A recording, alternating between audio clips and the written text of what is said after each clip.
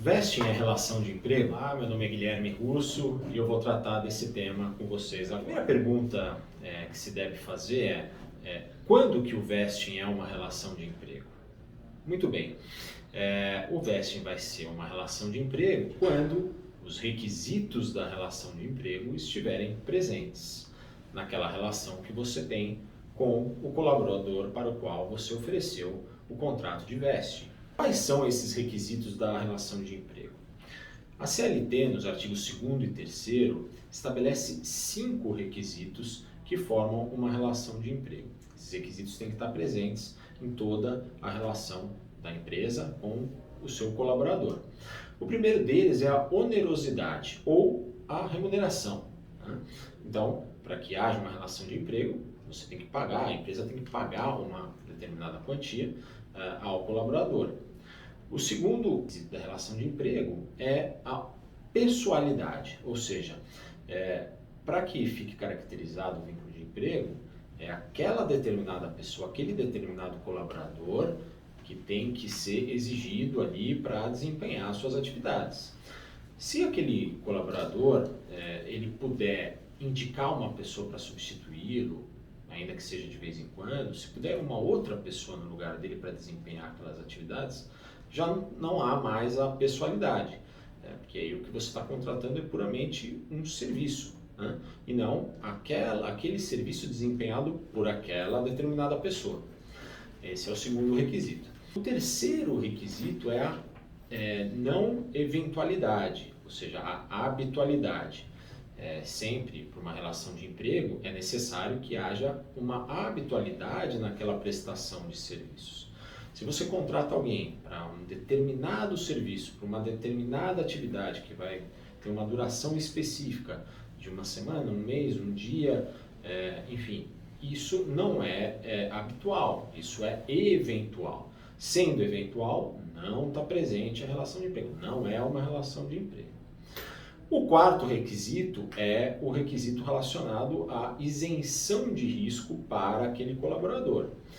Se o colaborador que está sendo contratado, ele assume o risco do negócio em conjunto com você, em conjunto com a empresa, esse colaborador, na verdade, não é um empregado. Ele está assumindo o risco daquela atividade e, como consequência, ele não tem natureza de empregado, de trabalhador seletista. Ele tem características de um parceiro comercial ou de um parceiro societário, daquela determinada sociedade. Esse é o quarto requisito. E o quinto e último e mais importante é o requisito da subordinação jurídica. Sem esse requisito, você pode ter os outros 4 presentes, mas se esse não estiver presente, não há relação de emprego. A subordinação jurídica, para ela ficar configurada, é necessário que a empresa, a startup, o fundador da startup, ou seja, quem comanda a startup, tenha uma ingerência em relação àquele determinado colaborador. Ou seja, ele tem que ter, ele tem que criar não apenas condições de trabalho para ele, mas ele vai fiscalizar aquele trabalho, ele vai aplicar medidas disciplinares, se for o caso, ele vai gerenciar a forma como aquele colaborador está realizando as atividades.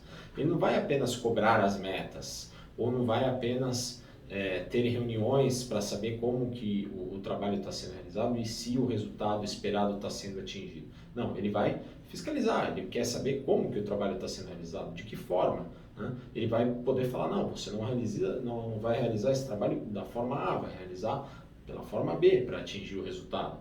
Então, isso é uma ingerência, há aí subordinação entre esse colaborador e a empresa.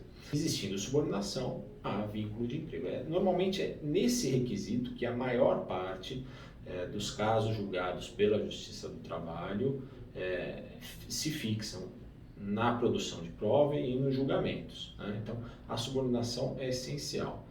Para a sua empresa reduzir esse risco, é necessário que dê autonomia para aquele determinado colaborador para que ele realize suas atividades. Sem autonomia, há subordinação e, como consequência, há vínculo de emprego. Muito bem, vistos os requisitos para a relação de emprego, a outra pergunta que se tem a fazer é, ótimo, não tenho com aquele determinado colaborador para qual estou oferecendo um contrato de vesting todos esses requisitos da relação de emprego.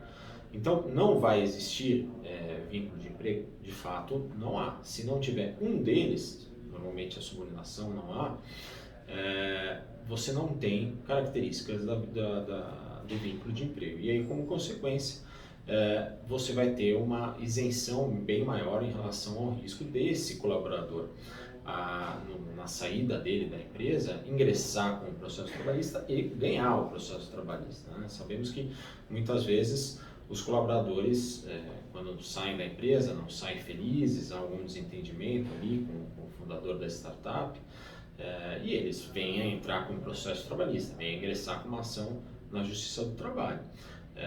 Isso é inevitável para a empresa, não cabe a ela, né, evitar esse tipo de situação. Qualquer pessoa pode ingressar com o processo trabalhista. A questão se ela vai se defender bem desse processo, com grandes chances de êxito, ou se ela não vai ter uma boa defesa e não vai ter chances de êxito de ganhar.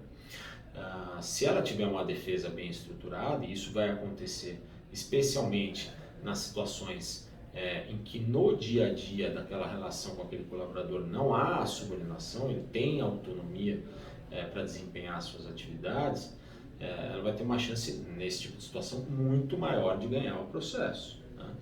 A outra forma de você dirimir um risco trabalhista, além desse acompanhamento diário, dessa necessidade de você olhar aquele determinado colaborador como, de fato, um parceiro, não como um empregado, você formalizar isso da melhor forma possível no instrumento contratual que vai trazer o vesting, né?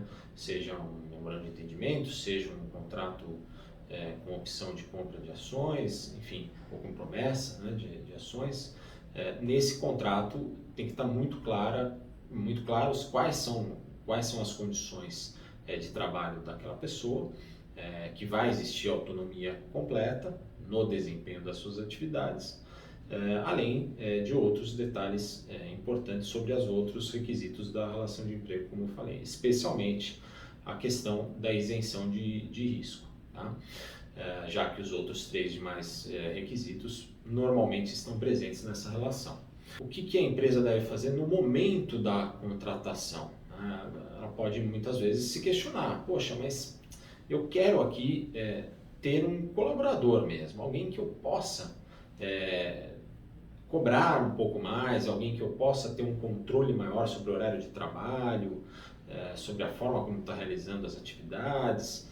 Eu vejo sim como um futuro sócio, mas mais lá para frente, no início, eu ainda quero uma pessoa uma característica um pouco mais júnior, eu ainda quero desenvolver mais essa pessoa para lá na frente ela se tornar sócia e ter uma autonomia maior. Muito bem, se sua intenção na verdade, ter esse controle sobre as atividades, ter essa subordinação, tirar um pouco da autonomia dessa pessoa, aí o conceito é um pouco diferente.